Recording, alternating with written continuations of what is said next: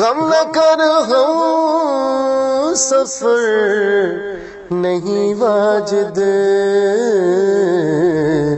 तेरा साया तो तेरा हमदम है।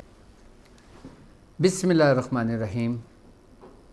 अस्सलामु अलैकुम वरहमतुल्लाहि वबरकातुहू। मैं नए आने वाले अपने मुअज़्ज़िज़ मेंबरान को, अपने मेहमानों, अपने पीर भाइयों, अपने मुरीदों, अपने शागिर्दों और जो लोग मेरे साथ इस रूहानी सफ़र में शामिल हैं, उन तमाम लोगों को अपने सिलसिले में, अपने ख़ानवादे में, अपने यूट्यूब चैनल पर, इंस्टाग्राम पर, फेसबुक पर, टेलीग्राम चैनल पर और अपनी वेबसाइट www.drabdulwajidshazili.com पर खुशामदीद कहता हूँ और उम्मीद करता हूँ कि आप तमाम लोग खैरियत से होंगे। तो इंशाअल्लाह ताला हम बताएंगे आपके अमाल, आप जो अमल करते हैं उसके तरीक़ेकार,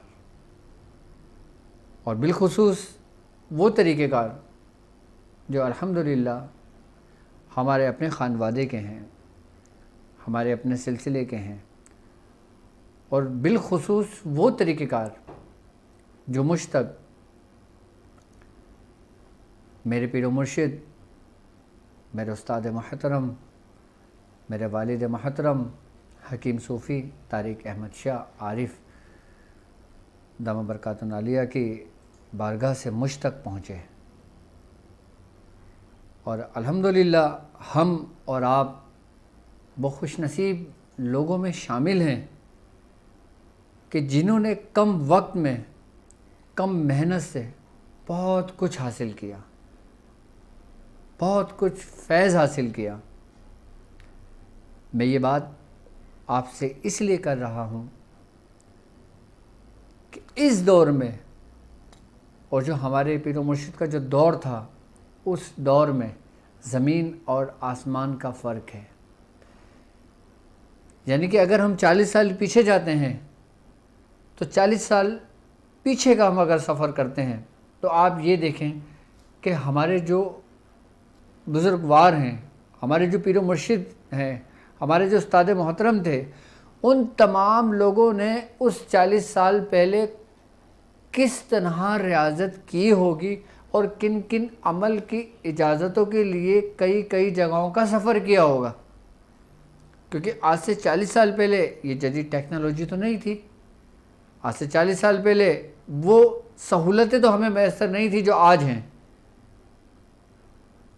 अगर हम 40 साल पीछे का सफ़र करते हैं, अगर आपने यहाँ से अगर लाहौर भी अगर जाना होता तो आपका 2 दिन का सफ़र था, और आज सफ़र सब सिमट कर 2 घंटे का हो गया। तो यकीनन हम वो खुशनसीब लोग हैं जो घर बैठकर हमें इतना कुछ सीखने को मिलता है, और वो कुछ सीखने को मिलता है जो एक तरतीबवार, एक ख़ास इजाज़तों के साथ हम तक पहुंचता है। यकीनन मैंने आप लोगों से वादा लिया था और मैं अपना वादा हर सूरत में पूरा करता हूं और कर रहा हूं, और मज़ीद करने की कोशिश करूंगा कि मुझ तक जो कुछ मेरे बुज़ुर्गों से पहुंचा मैं आप लोगों तक पहुंचाऊंगा, क्योंकि वो मेरी नहीं, आप लोगों की अमानतें हैं। हम अपने ट्रांसमिशन शुरू करने से पहले कोई ना कोई एक ख़ास मौजू का इंतखाब करते हैं। बिल्कुल इसी तरतीब और इसी तरीके के साथ आज के टॉपिक में हम आपको बताएंगे कि फ़लीता सुलेमानी किसे कहते हैं, सबसे पहले, और फ़लीता सुलेमानी किस किस कामों में इस्तेमाल किया जाता है। आज का टॉपिक हमारा ये है। लेकिन आपको पता है कि मेरी एक आदत ऐसी है कि कोई भी बात बताने से पहले मैं उसको बिल्कुल अच्छी तरह आपको समझाता हूँ, ताकि आपके समझ में आ जाए कि इसकी हम अहकियत, उसकी हकीकत और उसकी अहमियत क्या है। अब लफ्ज़ यहाँ फ़लीते का इस्तेमाल होता है। बेसिकली पहले तो हमें ये जानना चाहिए फलीता होता क्या है और फलीता है क्या। क्या फलीता इतनी तासीर रखता है कि उसके ज़रिए हम शयातीन को जला सकते हैं?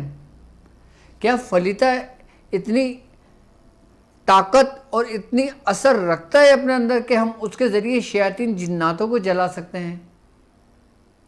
क्या फलीता सुलेमानी इतनी ताकत और इतनी असर रखता है अपना कि जिसके ज़रिए जादू का अवतार किया जाता है, कि जिसके ज़रिए जादू ख़त्म हो जाता है, कि जिसके ज़रिए घर के अंदर अगर कोई बदअरवा है, कोई हमजात है, शयातीन हैं, जिन्नात हैं, या किसी भी किस्म के कोई शयातीन हो, उन सब का इलाज क्या सिर्फ एक फलीते से मुमकिन है?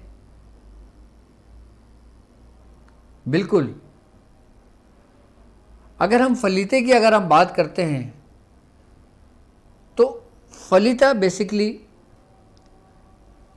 हम उसको कहते हैं कि जिसकी एक ख़ास इस्म हम लिख कर, ख़ास इबारतें हम लिख कर, उसके अंदर वो तावीज़, वो तुलस्मात लिख कर और उसको हम एक बत्ती की सूरत बनाते हैं और उसको चिराग के अंदर रोशन करते हैं, या बग़ैर चिराग के हम उसको जलाते हैं, उसको फलीता कहते हैं। इसकी तासीर क्या होती है? वो फलीते के अंदर जो कुछ हम लिखते हैं, क्या वो कोई शिरकिया कलमात तो नहीं है? क्या वो ऐसा काम तो नहीं है कि जो हमें दायरा इस्लाम से खारिज कर दे? फिर वो तुरंत काम करने वाला वो क्या ताकत है कि जिसने एक ऐसी मखलूक को जला दिया कि जो हमारी नज़रों से ओझल है? क्या उस फलीते में इतनी रूहानियत है? क्या उस फलीते में इतनी ताकत है? क्या उस फलीते में इतनी तासीर है? और अगर है तो क्यों है? उसका क्या वजह है?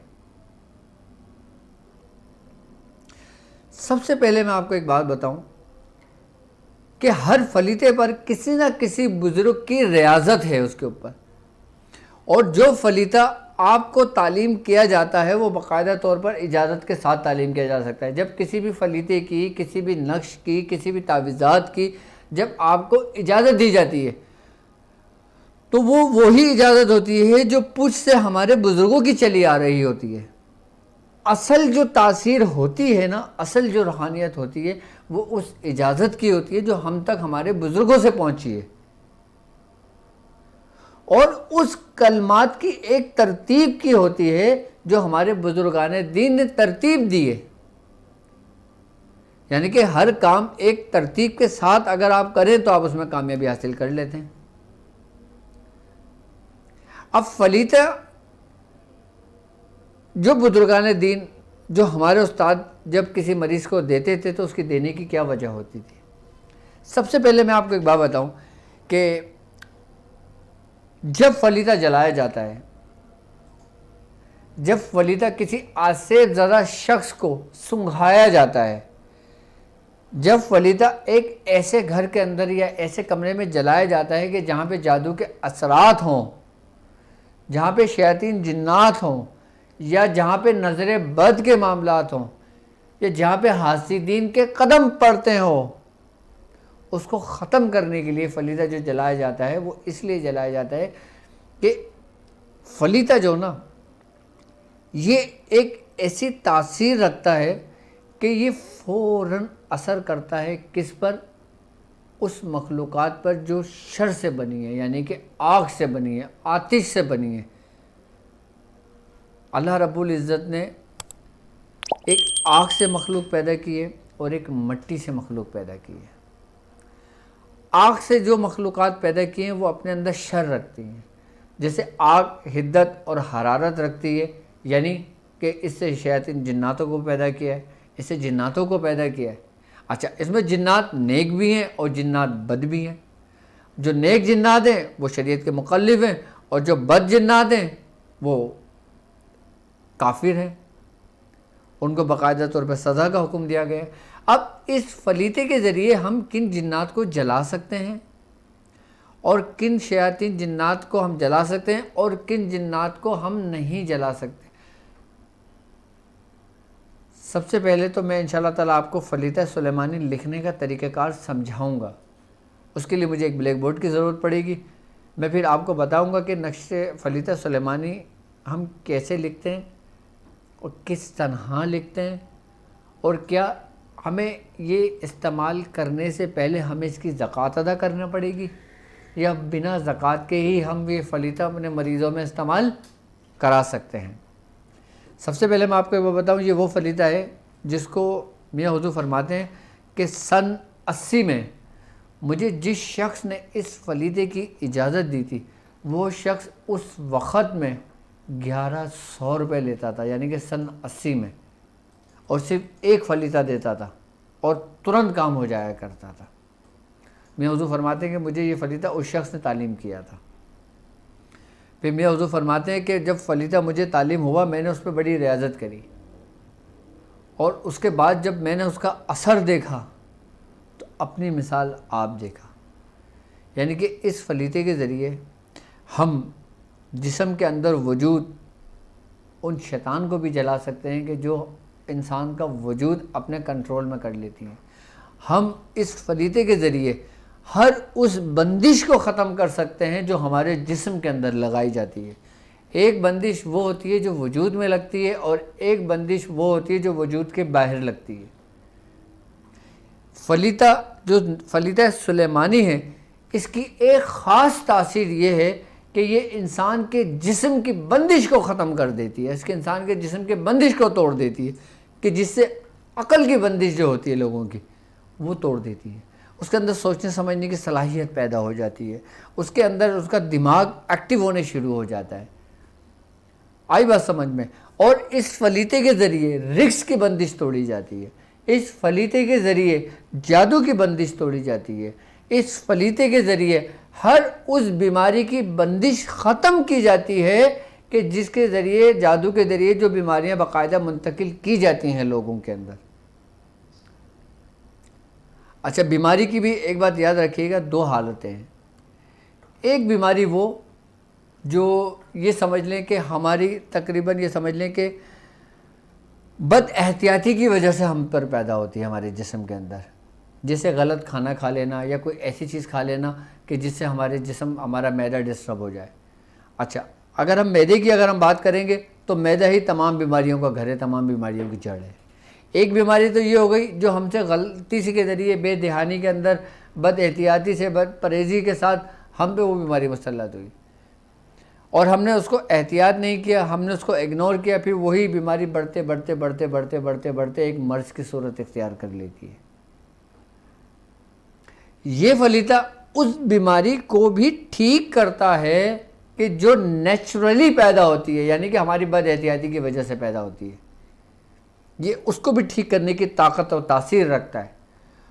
और उस बीमारी को कि जो जादू के ज़रिए पैदा हो या जो शयातीन के ज़रिए पैदा होते हैं, जब शयातीन जिस्म के अंदर जब दाखिल होते हैं, तो जब एक नेगेटिविटी फोर्स, एक नेगेटिव फोर्स आपके वजूद के अंदर दाखिल होगी, वो आपके खून के अंदर शामिल होगी, तो यकीनन वो किसी न किसी बीमारी की सूरत में आपके जिस्म से बाहर तो आएगी ना। तो ना किसी न किसी कोई मुझे अमराज की सूरत में बाहर आ जाती है, कभी किसी सूरत में बाहर आ जाती है, कभी जल्दी अमराज की सूरत में बाहर आ जाती है, कभी बवासीर की सूरत में बाहर आ जाती है, कभी मिर्गी जो दौरे पड़ते हैं उसकी सूरत में बाहर आ जाती है। यहाँ तक कि अगर मिर्गी की अगर बात करूँ, एपिलेप्सी की अगर मैं आपसे बात करता हूँ, तो ये भी जिन्नाती असर है, जिन्नाती बीमारी है। इसके बारे में बाकायदा बुजुर्गान दीन ने फरमाया और हमें अहादीसों से भी मिलता है। फलीता सुलेमानी ये जिस्म के अंदर, इंसान के अंदर हर उस बीमारी को ख़त्म कर देता है कि जिसके बारे में ये कहा जाता है कि इसका कोई इलाज ही इस दुनिया में नामुमकिन है कि इसका इलाज हो। जिस बीमारी से डॉक्टर अपने हैंड रेस्ट कर लेना, उसके बाद फिर जब ये फलीता आप इस्तेमाल करते हैं, फिर आपको इसकी तासीर देखने को मिलती है कि इस फलीता सुलेमानी की तासीर क्या है। फलीता सुलेमानी बाकायदा तौर पर कई बुजुर्गों ने इसको बाकायदा तौर पर बिल्कुल महफूज और पोशीदा रखा, इसलिए कि वो फरमाते हैं कि ये एक ऐसा फलीता है कि अगर ये किसी नाहिल के हाथ लग जाए तो मैं जितना आपको पॉजिटिव इस्तेमाल बता रहा हूँ ना, इससे ज़्यादा इसके नेगेटिव इस्तेमाल है। अब आप सोच रहे होंगे कि फलीते के जरिए नेगेटिव इस्तेमाल कैसे, उसके भी बाकायदा तरीक़ेकार हैं। ये वो फलीता है, फलीता सुलेमानी, ये वो फलीता है कि अगर ये फलीता जिस मरीज़ के अंदर कोई शैतान जिन्नात हो, उस फलीता बनाकर, उसकी बत्ती बनाकर, उस मरीज़ के कानों में रुइयाँ देकर, उसको जलाकर, जहाँ से आपने लिखा हो वहाँ पे निशान लगाकर, वहाँ से जलाकर उसको सुंघाया जाए तो वो शैतान उसके जिस्म को उसी वक्त छोड़ देता है, उसी वक्त उसके वजूद से निकल जाता है और उसी वक्त वो मरीज़ बेहोश हो जाता है।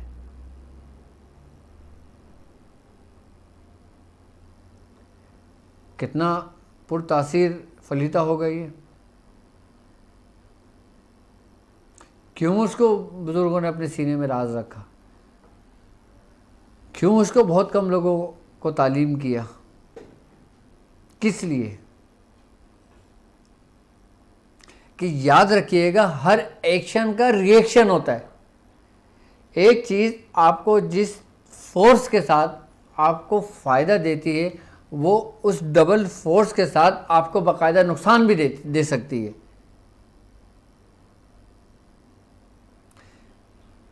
यही फलीता है, फलीता सुलेमानी। यही फलीता सुलेमानी आपके हर मर्ज का इलाज है, कि जिसको कहा जाता है कि ये रूहानी बीमारी है और ये जिस्मानी बीमारी है। आइए मैं आपको बताता हूँ कि फलीता सुलेमानी कहते किसे हैं और फलीता सुलेमानी है क्या, वो तो मैंने समझा दिया, लेकिन है क्या वो मैं आपको दिखाता हूँ।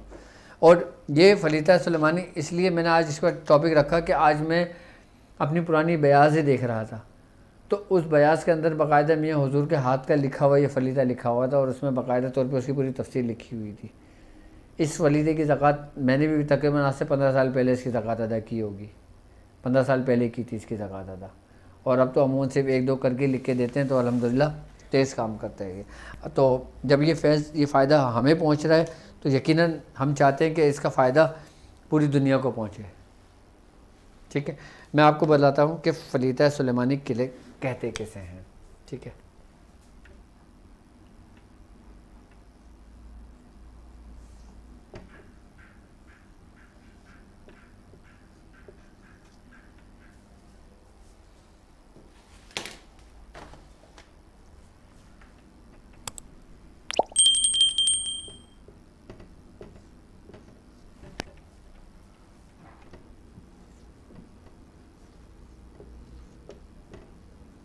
ये मार्कर थोड़ा सा ना नज़र आ रहा है, ये मार्कर चेंज कर दूँ, मार्कर चेंज कर दूँ ना, डिम हो रहा होगा।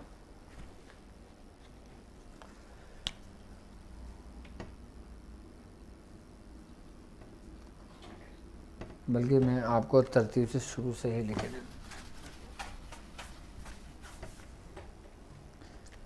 कौन सा मार्कर, ये कौन सा मार्कर है, ब्राइट है कि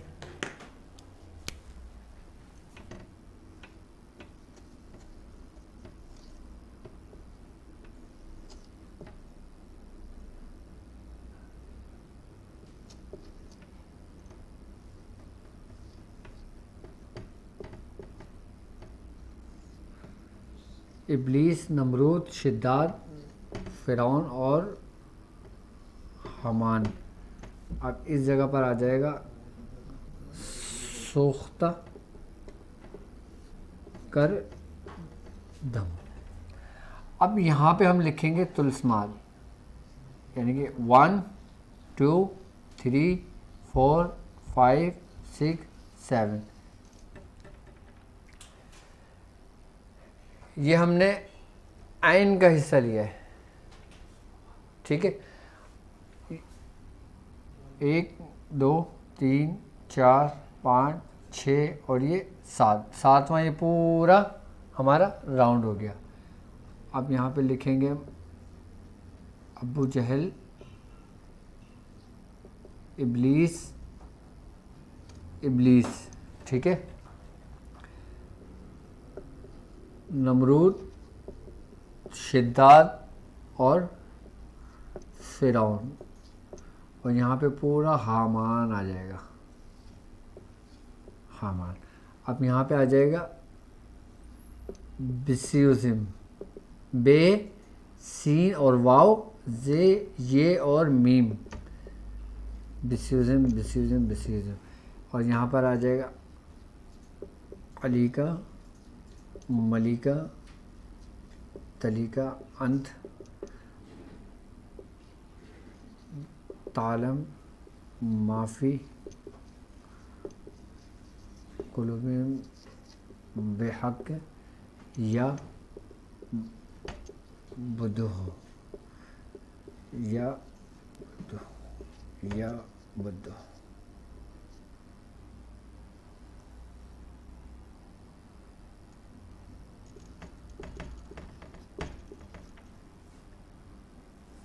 फिर यहाँ पे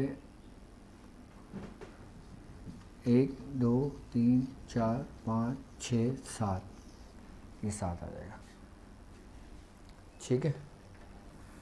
अब यहाँ पर आ जाएगा अलीफ, तोए, तोए, हे, ये, हतथैया, यूशिन,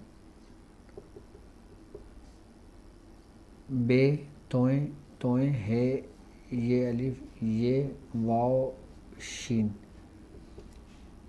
बतथैया, यूशिन। अब यहाँ पर आएगा जीम, जे, जीम, तोए, तोए, हे, जतथैया,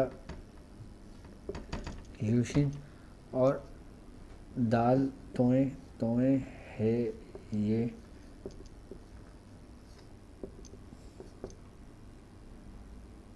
ठीक है।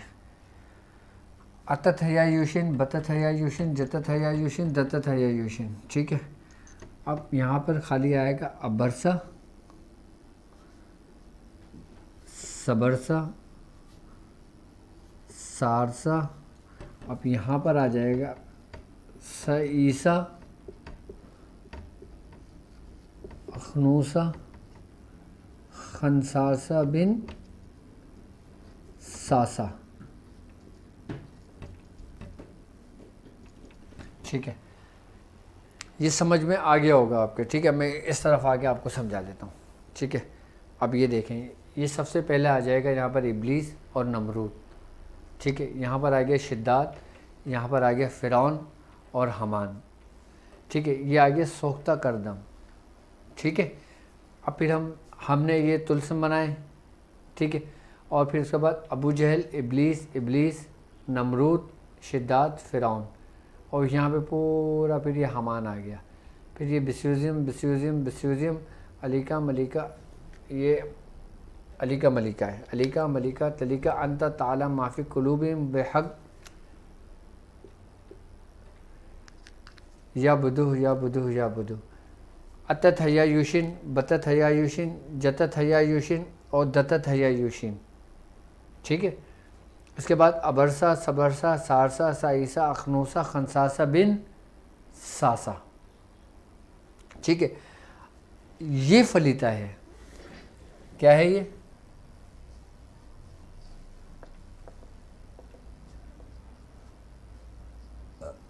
फलीता है सुलेमानी, ठीक है। अब हमने पहले इसको समझ लें, बिल्कुल इजी आसानी के साथ, सुकून के साथ। इस फलीते को फलीता सुलेमानी कहा जाता है। अच्छा, ये ज़्यादातर शयातीन को जलाने के काम आता है, आसेब को जलाने के काम आता है, चुड़ैल को जलाने के काम आता है, तमाम शयातीन को जलाने के काम आता है, ठीक है। अब हम इसको किस तरह काम में इस्तेमाल लेंगे? अब जैसे मिसाल के तौर पे आपके पास कोई एक ऐसा पेशेंट को लाया जाता है कि जिसके ऊपर कुछ असरात होते हैं, ठीक है, लेकिन वो असरात आपके सामने ज़ाहिर नहीं होते, ठीक है, आपके सामने ज़ाहिर नहीं होते आपके सामने। अब आपने करना क्या है? या तो पहले उससे बात करनी है, या अगर आप उससे बात करना नहीं चाहते तो फिर आपने ये फलीता लिखना है। फलीता लिखने के बाद आपने कॉटन लेना है, रुई, और मरीज़ के कानों में देना है। कानों में देने के बाद आपने फलीता जलाना है। जलाने के बाद आपने उसके नाक में धुआं दे देना है। जब उसको जलाएंगे ना फलीते को और उसको बुझाएंगे तो उसमें से धुआं निकलेगा। वो धुआं जब मरीज़ के नाक के ज़रिए उसके जिस्म के अंदर जाएगा ना तो वो चीज़ जिस्म छोड़ के बाहर निकलेगी। अच्छा, फलीता कैसे बनाएंगे ये भी मैं आपको बता देता हूँ, समझा देता हूँ। अब जैसे मिसाल के तौर पर ये मैंने पहले बनाया हुआ है ये यहाँ पे ना, ताकि आपकी आसानी के लिए आपको मैं ब्लैक बोर्ड पे लिख के समझा भी दूँ और आपको फलीता बनाना सिखा भी दूँ आपको।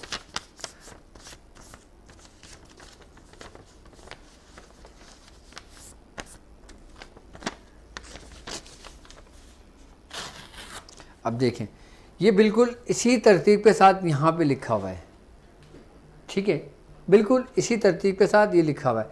अब हमने यहाँ से स्टार्ट लिया था, अलिफ से, इबलीस से। अब यहाँ से हमने लिया था ना, तो अब हम ये लिखा हुआ है, अब हम इसको यहाँ से फोल्ड करना शुरू करेंगे। ऐसे ऐसे हम इसको फोल्ड करते चले जाएंगे। ये हमने इसको ऐसे फोल्ड कर लिया।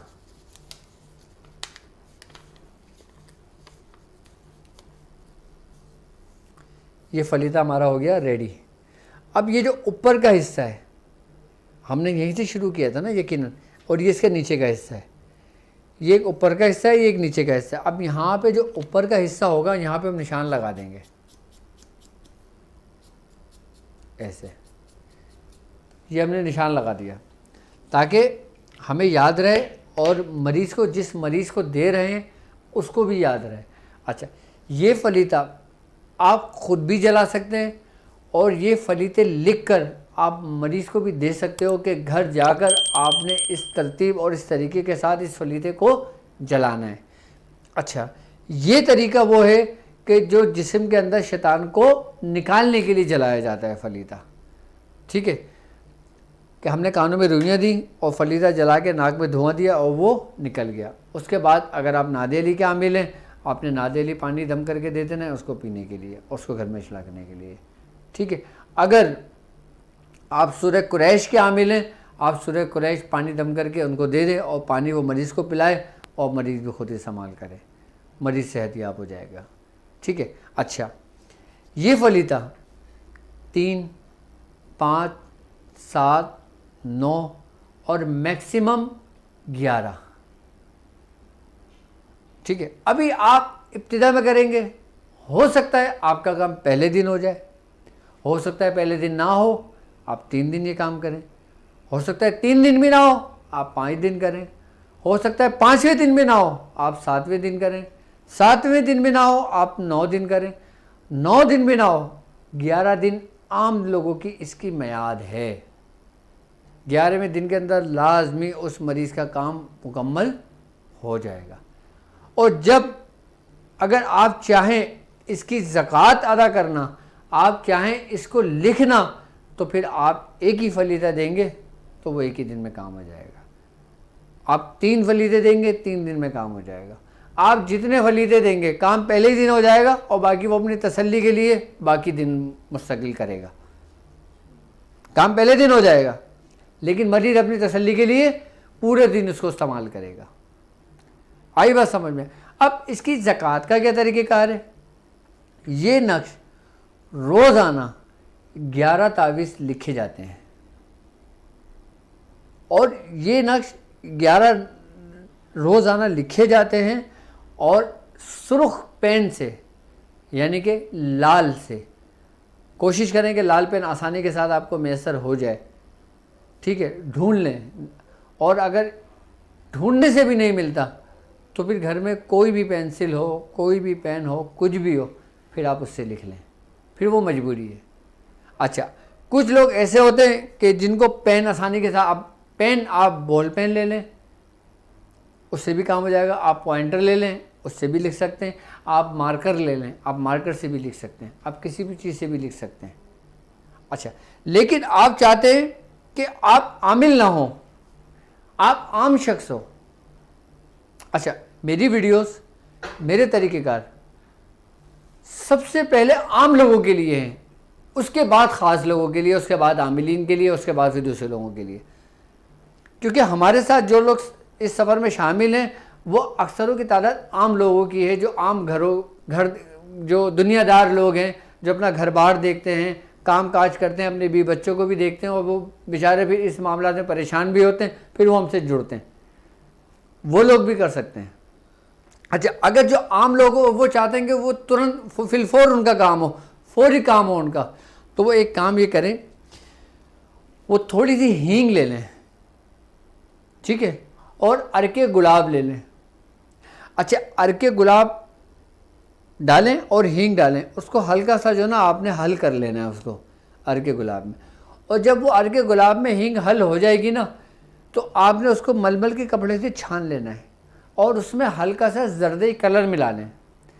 कलर होता है नॉर्मली आर्टिफिशियल कलर होता है, जिसे लोग जर्दा बनाते हैं अमूमन घर के अंदर, कोई हरा रंग डालता है, कोई लाल रंग डालता है, कोई पीला रंग डालता है, कोई कुछ रंग डालता है। तो आप जर्दई रंग ले लें, जर्द रंग, यानी कि आप उसमें थोड़ा सा डाल दें और उसके बाद आप उसको जो इंक वाला पेन होता है ना, आप उसमें भर लें, फिर उसके ज़रिए ये फलीता लिखें।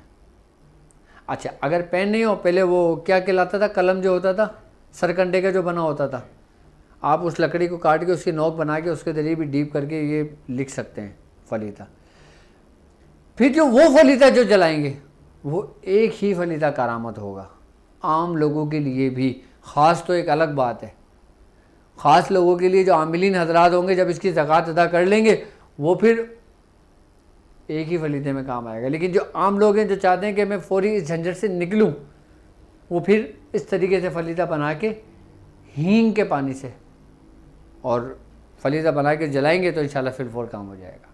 अच्छा, अब ये तो हो गया बड़े से बड़े शैतान को जलाना, बड़े बड़े शयातीन को जलाना, बड़े बड़े शयातीन जिन्नात को जलाना, आसेब को जलाना, खबीस अरवाह को जलाना, हमजात को जलाना, जो इंसान को तंग व परेशान कर रहे होते हैं। ये तो उन लोगों के लिए हो गया, ठीक है। अब हम आते हैं कि इस फलीदे के ज़रिए जादू कैसे ख़त्म करेंगे, जादू का इलाज किस तरह करेंगे, जादू का इलाज कैसे करेंगे। अब हम इसका, अब जादू का इलाज हम इस तरह करेंगे इसका कि इसके लिए आपको चाहिए होगी एक मट्टी की हांडी, ठीक है। अब जो मेरे साथ लोग चल रहे हैं वो भी समझ लें, और जो लोग हैं आम लोग जो हैं वो इस बाकायदा तौर पे इसकी इजाज़त लेकर फिर ये काम करें। और जो लोग मेरे साथ इस रूहानी सफ़र में शामिल हैं, जो आमिलीन हैं, जो लोगों के इलाज और मुआवजा करते हैं, वो लोग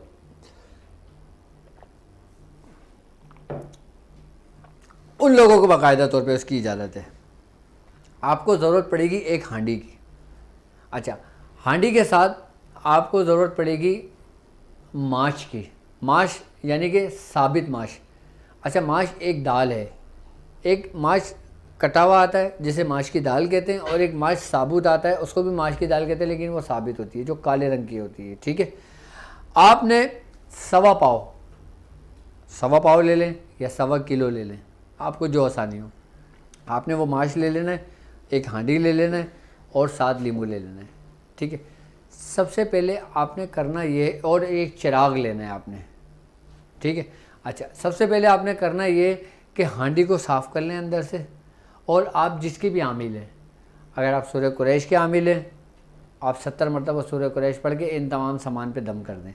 आप नादे अली के आमिल हैं, आप 110 बार नादे अली पढ़कर इसके ऊपर दम कर दें। आप सूरह मुज़म्मिल के आमिल हैं, आप 9 मरतबा सूरह मुज़म्मिल शरीफ पढ़कर इस तमाम सामान पे दम कर दें। आप सूरह इखलास के आमिल हैं, आप एक तजवीज़ सूरह इखलास की पढ़कर इसके ऊपर दम कर दें। आप सूरह फलक सूरह नास के आमिल हैं, आपने 40-40 मरतबा पढ़कर इस पर दम कर दें। आप सूरह कौसर के आमिल हैं, आप सूरह कौसर के आमिल हैं, आपने 43 मरतबा यानी 43 मरतबा सूरह कौसर पढ़कर आपने इन सामान पे दम कर दें। अच्छा, ये सामान दम हो गया। अब आपने करना ये कि हांडी के अंदर इस मार्कर से, जिस मार्कर से मैंने ये लिखा है, ये मार्कर अमूमन आसानी से मिल जाता है हर जगह, ये मार्कर से ना आप हांडी के अंदर ये नक्श बना दें, ये फलीता बना दें पूरा। किसके अंदर? हांडी के अंदर। ये जादू के अवतार का तरीक़ेकार समझा रहा हूँ मैं आपको अब इसका, ठीक है। आपने इसमें पूरा इस हांडी के अंदर ये पूरा फलीता लिख लेना है। फलीता लिखने के बाद आपने चिराग लेना है, चिराग, ठीक है, और आपने इसी तरीके के फलीते बनाना है। ऐसे आपने 7 फलीते बना लें। कितने? 7, ठीक है। अच्छा, इसी तरतीब के साथ आपने फलीते के ऊपर, इसके ऊपर रुई लपेट दी, पूरी इसके ऊपर रुई लपेट दी, और आपने चिराग के अंदर पूरी रुई लगा दी और सरसों का तेल चिराग के अंदर डाला, ठीक है।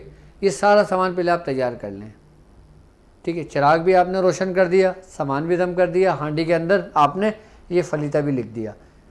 अच्छा, इसके ज़रिए जो तरीक़ेकार मैं आपको समझा रहा हूँ, बड़े से बड़ा जादू, बड़े से बड़ी बंदिश, यहाँ तक कि मसान कह लो, काला जादू कह लो, अगोरी कह लो, किसी किस्म का भी जादू कह लो, फिलफोर टूटता है जादू, उसका ज़ोर ख़त्म होता है, उसका प्रेशर ख़त्म होता है। यहाँ तक कि जादू के ज़रिए अगर उस घर के अंदर बीमारियाँ मुसल्लत की जाती हैं तो वो बीमारियाँ भी दूर हो जाती हैं, इस तरीके की बरकत से। जो तरीके मैं आपको समझा रहा हूँ, ये वही तरीक़ेकार है जो अमूमन में हम लोग करा करते हैं, यहाँ पे लोगों को देते हैं।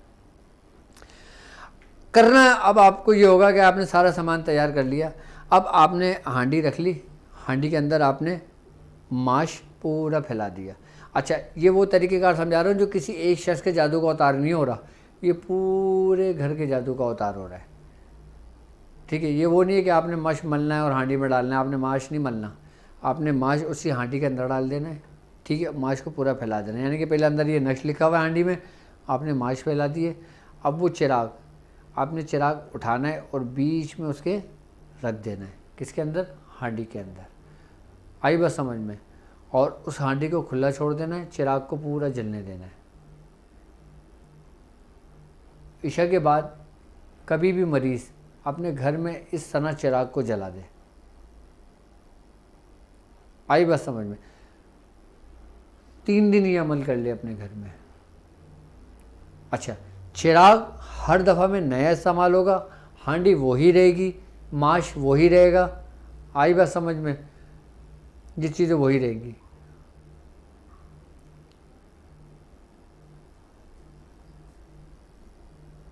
तीन दिन के बाद या पहले दिन भी जिस कमरे के अंदर ये चिराग जलाया जाता है वो कमरा ऐसा तयन करें, ऐसा कमरा लें कि जहाँ पे बच्चे ना आएँ जब वो चिराग जलाएं या जब वो उस घर में जादू का अवतार करें।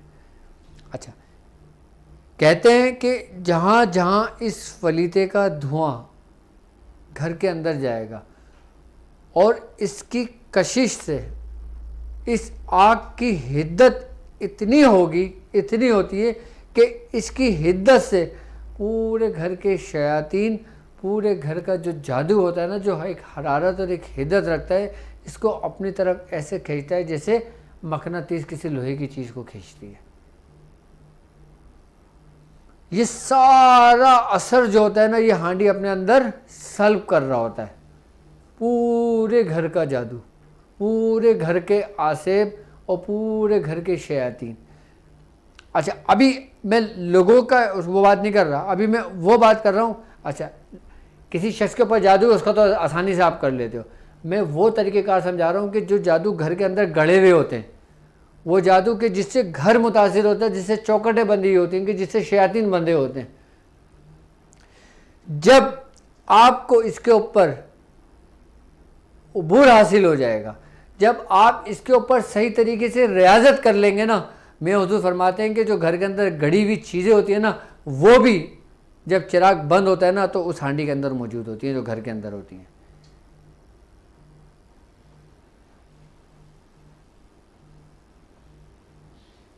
इसके अंदर ऐसी कशिश है कि जो तमाम अपने इर्द गिर्द की जो कशिश होती है ना, जो शयातीनी जो हिद्दत हरारत होती है, इसको अपने अंदर जब्त कर लेती है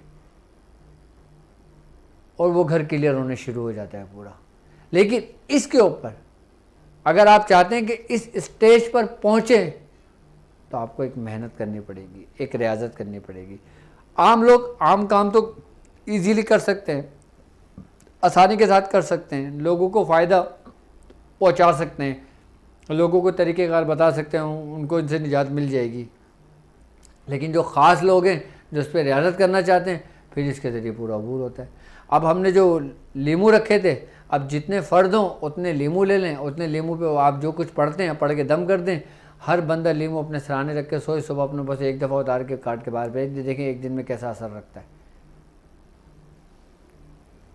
इस फलीदे के ज़रिए आसेब को जलाने के तरीक़ेकार भी समझा दिए, इसकी ज़कात अदा करने का तरीक़ेकार भी मैंने आपको समझा दिया कि जो आमिलीन है वो 11 ये फलीदे 11 नक्श ये रोज़ाना लिख सकते हैं और 40 दिन मुकम्मल करेंगे पूरा।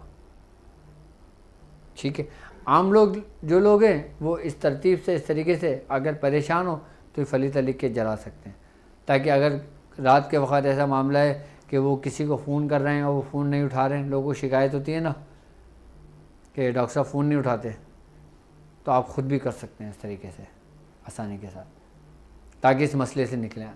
कम से कम पूरा इस मसले से निकलेंगे नहीं, कम से कम राहत तो हो जाएगी, आराम तो आ जाएगा, सुकून तो मिल जाएगा, उसके बाद फिर प्रॉपर्ली इसका इलाज हो जाएगा इसका। ठीक है, अच्छा, ये अब उम्मीद करता हूँ कि फलीदा सुलेमानी अब लोगों के समझ में तो आ गया होगा आसानी के साथ, और ये ट्रांसमिशन हमारी समझ लें कि